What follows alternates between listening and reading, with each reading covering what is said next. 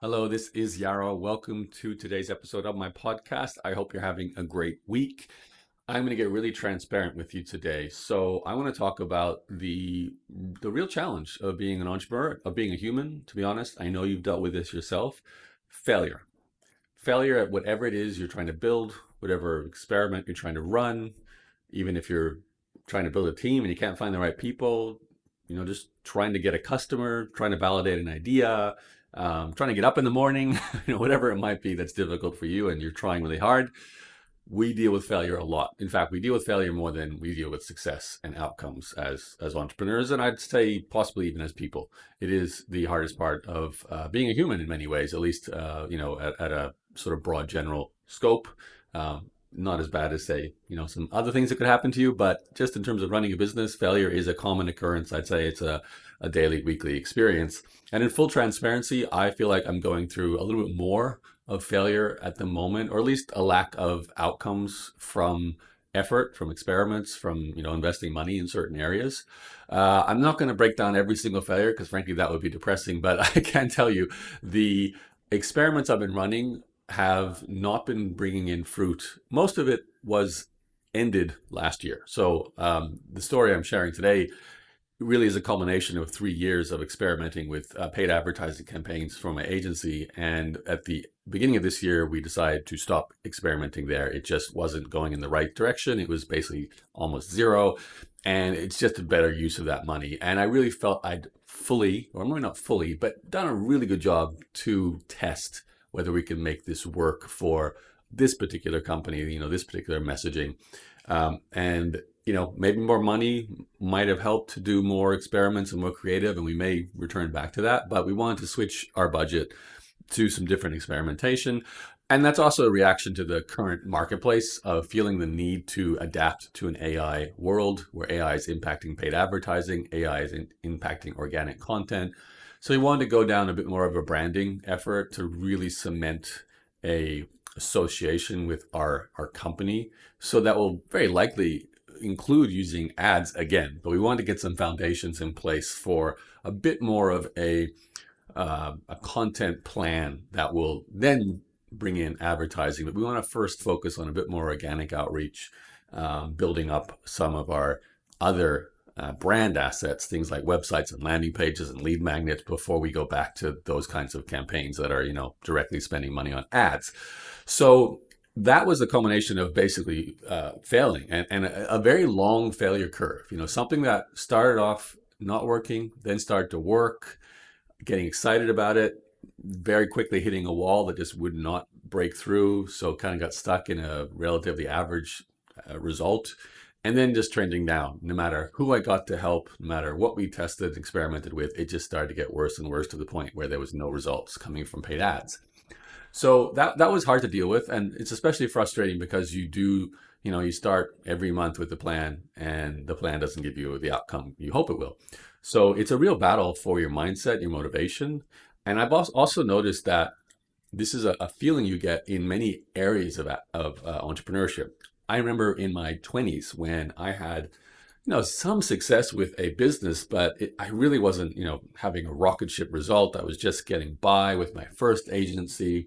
I had some friends who were making more money with other things. I was obviously, like everyone does today, you were seeing all the posts and people explaining things about the results they were getting. People you don't know, but nowadays you'd see it posted on LinkedIn and Twitter and everywhere. Basically, I make money doing this. I make this much money doing that, and it can be easy to compare yourself to others. I was especially bad at that. In my 20s. I'm less so now because I just know that the reality is that there's just always people getting results, but it's frankly a small vocal minority who just talk about their good results because obviously it's part of their marketing plan. So, you don't hear about people not getting results because they're not going to have an incentive to talk about how they're failing, right? So, it's a broad spectrum of people out there. We're all failing, some are succeeding. And the real key is to figure out what is the secret to succeed at whatever it is we're focused on. Now, I've also had this experience with the experimentation you go through for anything that's new. So whether it's a new type of campaign you're doing or a new experiment for a business or a target market, a new idea, new technology, new service offering, new product, whatever is new for you, the new experience is actually potentially one of the worst because you've never had the result that shows this thing could work. I'm experiencing this with my AI tool called Patrick that I started building very late last year, December, with my friend Alice. And it took about 2 or 3 months, thanks to some vibe coding, me designing and her doing more of the back end stuff. And we had a working tool, which I started using about 2 months ago myself. I'm recording this, publishing it with Patrick, and it's been very useful for me to just speed up my content marketing flow. I like talking on audio for whatever it is, 5, 10, 15 minutes a day, sharing a story or a result or an insight, just like I am today. And it's been useful. I've been able to, get reactivate my podcast. I've been able to start posting far more regularly on LinkedIn and Facebook and X, Twitter. And I've also got articles that I can sometimes use as a newsletter. I've shared them as blog posts, and it's a great workflow for me. And I thought that that would be a workflow that other people would start to make use of as well. And to just lower the barrier to that, I've made it free to basically at least try Patrick for 20 minutes worth of content, which is at least 2 to 4 unique pieces of content if you're recording 5, 6, 7 minutes worth. So you can, just really get an experience of what it does and see what the audio content's like for a podcast, get the content for your socials, get the article for your blog post or your newsletter, and to see what the output is like when you speak for 5 minutes to create content, and get the joy, which I've certainly experienced, of seeing AI magnified my unique voice rather than just posting AI slop, content that's been written purely by AI without any unique words from you. Well, this is the opposite. It's all unique words from you, and AI is just changing it into other formats. So I was thinking this has got to be something people would also use. Obviously, that was the thesis about even going and spending the time and the money to build Patrick. And I've gone and shared it with pretty much my entire baked in audience, the people I can reach whenever I need to, which is through my socials and through my email newsletter. So over the last, 2 weeks, I've mentioned Patrick many times, either indirectly, but also in the last week, very directly. Direct invites on all my socials and my newsletter to come try it out. Now, I'm not expecting that to be the kickstart to the business working. I didn't expect even to get paying customers from that, although that certainly would have been nice to get 1 or 2. What I was expecting is to just get some users, some feedback. Obviously, get the joy of seeing some people actually benefit from it and start to use it.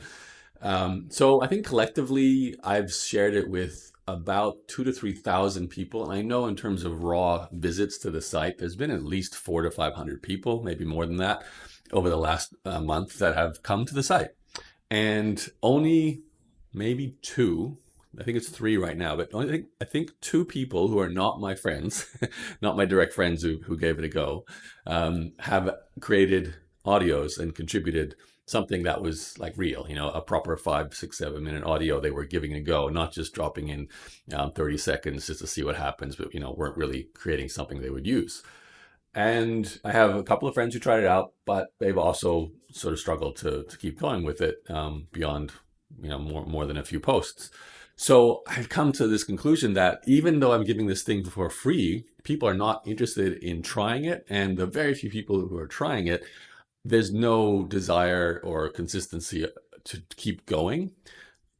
Like all things with content marketing, it's a long-term strategy. So, you start putting out content, you're not going to necessarily see instant results. But the idea is to see the potential of, oh yeah, this is so much easier and quicker. I can now be consistent to start getting those results longer term. So, I'm not going to say my small little audience I've shared it with is indicative of the potential of the entire world audience of what Patrick could help or could be a service for. But I was hoping to get this little trickle of enthusiastic users who are like, oh my gosh, I love this. I want to keep using it. Maybe 10, 20 people all creating their first audios of the 3, 4, 500 people. It's free. So the barrier to entry here is literally just drop a 5-minute audio and see what happens. But it hasn't happened. Now, I don't know why. It could be the people in my audience are not audio focused. They don't like to use their voice, which is probably I would be guessing that's the main reason. They just don't want to talk. They don't want to hear their voice, even though it's not about their voice necessarily. The voice turns into written content and graphical content you used, for written posts. But for many people, even just using their voice to create something like that, it just is not comfortable. They don't like talking. And I suspect that's probably the case for a lot of my audience. So I'm not going to extrapolate any further than that. I don't know what's going on, but the outcome is the outcome. And the most important point here is it hasn't led to a sort of like a gut feel, oh, we've got something here. And that's the key. When it comes to a new experiment, whether it's a marketing campaign or an entire new, business service like I was doing with Patrick, you're looking for the gut feeling like, okay, people are liking this. There's a real hunger here within a group that are seeing the potential. I can think back to the very first experiment I did to get customers for my current agency. Very simple experiments, just an email to my newsletter. There wasn't much other than that as a starting point. And that was like a service you have to pay for straight away. So this wasn't a free trial. It was a high priced thing. We were going to charge $1,000 per month from the get-go. So this is not, low entry. This is $1,000 recurring subscription. And I sent it to my newsletter. I think my newsletter was probably a bit bigger than it is now, but you're still talking about the same sort of core readership. It was probably somewhere between 2,000 and 5,000 people were actually opening emails and clicking. And I had no idea what to expect from that experiment either. But what happened was we got instantly, within 24 hours, I think 5 people booked calls. And by the end of the week, we had 3 people sign up as customers. And 2 of them became very, very long-term. One of them, I think, is still with us. So, and that's like 9 years later. That to me, and this is the important part, that was a motivational gut feeling that this is going to work. There's people willing to spend $1,000. These are obviously the most ready to buy from me people because they know me really well and trust me. So they have this pain point. And, in this case, it was email management services from executive assistants. If they have this pain point, then me saying I have a team that can do this for them was going to be relevant. Their pain point was real, and it was strong enough that they were willing to try $1,000 a month subscription to solve it. So that was super motivating at the time. That was like, okay, this is going to work. Let's try and deliver the service now. Let's start building some infrastructure around this. Let's start doing more marketing, get customers 4, 5, 6, 7, 8, 9, 10, and so on. Obviously, there's a whole story after that. Marketing is always challenging, but the point being, the signs of life were there, and it was motivating. It was gut feel, this is going to work. And I just haven't had that recently. When I say recently, I'm talking probably the last year. Almost all my experiments have not led to gut feel success. And I want to be transparent with people. This is very common. This happens way more than you get success. But you go through, peaks and valleys, droughts, and successful times. And I know, and this is something I tell myself, and this is also why I record these audios. It's a form of me talking out my own challenges and problems and strategies and tactics. I know when this is the kind of season you go through, this kind of failure season or this lack of clear direction or lack of clear results, the important thing is to keep doing things. This is what I always tell myself. There's a surface area of luck that I love that phrase, the surface area of luck. You have to increase the surface area to get lucky. And maybe it's not even luck. You have to increase the surface area just to find the right combination of variables to get the response that you're looking for. So in advertising campaigns, it's just about different media, different words and target audiences. In a new business idea, it's the offer, it's who you're selling it to, it's how you're selling it. In any kind of strategy or campaign, there's elements that you can keep working on. Now, you got to be careful not to do this forever with one individual campaign or a business idea, because there is a time where you go, this is energy and money. I need to put it somewhere else. And that's certainly what happened with paid ads at the end of last year. We may return to it, like I said, but it was certainly time to pause that and move on to some different aspects of our marketing. So I feel now with Patrick, as much as I'm going to keep using it myself, I'm, like I said, publishing this with Patrick, and it's going to be part of my weekly routine because I want to grow my coaching business, and this is by far the best way to do that. I also want to grow my profile on LinkedIn. This is a great way to keep my content going there. I know there's a few people who are still long-term podcast subscribers. Thank you so much for listening. I am always amazed that you guys and girls have been there some of you since 2006 when my podcast first was launched. So I know you still have my RSS feed and you get these solo episodes.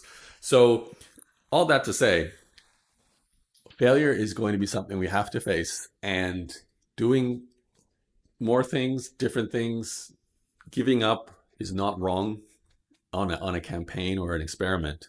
It is a resource allocation issue. So with Patrick, I'm going to keep using it. Will I keep devoting the amount of time and resources to, say, feature development?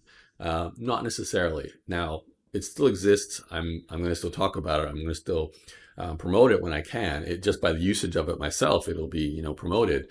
But I don't see the pathway right now to get the 10,000 paying members I'd need to justify that being a really real business. Even to get, say, 1,000 or 100 paying members right now seems very far in the distance because I can't get people to use it for free. So am I going to spend lots of money and time to get more free users? I would if I didn't see the potential to do other experiments as possibly more, I'm not going to say appealing, but just smart in a space and a time where things are changing so dramatically. Because you can experiment with ideas so fast with AI, because there are so many opportunities that are appearing and then disappearing.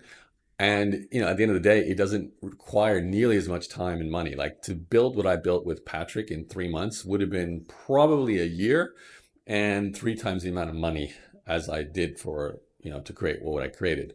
And it's been an amazing learning experience too. I learned how to vibe design, vibe code a website, vibe code features, and just use Replit because I was building Patrick, and that's enabled me to do a lot of more other things. I learned about voice and how voice can be used for content creation.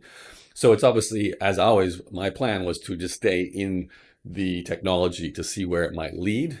Patrick may evolve into a different voice type tool.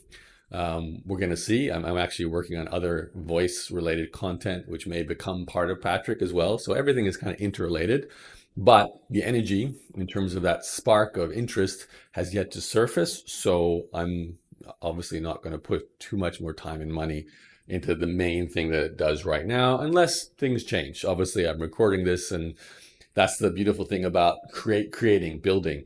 You might just get discovered by a person who shares it, and then you've got a lot of people using it, and then you're like, okay, we've got something. Let's move back here. So that's what I'm loving about vibe coding too, is you can put stuff out there. There's no reason for it to disappear or shut down. I will keep using Patrick myself. It is the best workflow for me right now. And, I love the content output from it. But amongst the products I'm working on, there's definitely been a lot of disappointing feelings. No spark of, okay, this is potential. And that's what we're looking for. The spark of potential. So I'm going to keep hunting for it. I hope you're hunting for it as well in whatever you're building, or if you're pivoting to something new, starting a new campaign, building some content assets, starting a whole new business. We're looking for the potential to see that those things are working. And in order for that to be possible, we have to put things out there. We have to get eyeballs to them. And that's when we draw conclusions. So, I've put some eyeballs to Patrick. So far, not the kind of result I was hoping for, even from a free tool. So we'll keep going and we'll keep looking for potential, and encourage you to do the same. Okay, that's it. My name is Yarrow. As always, if you want to join my newsletter, head to insidegrowth.com/content.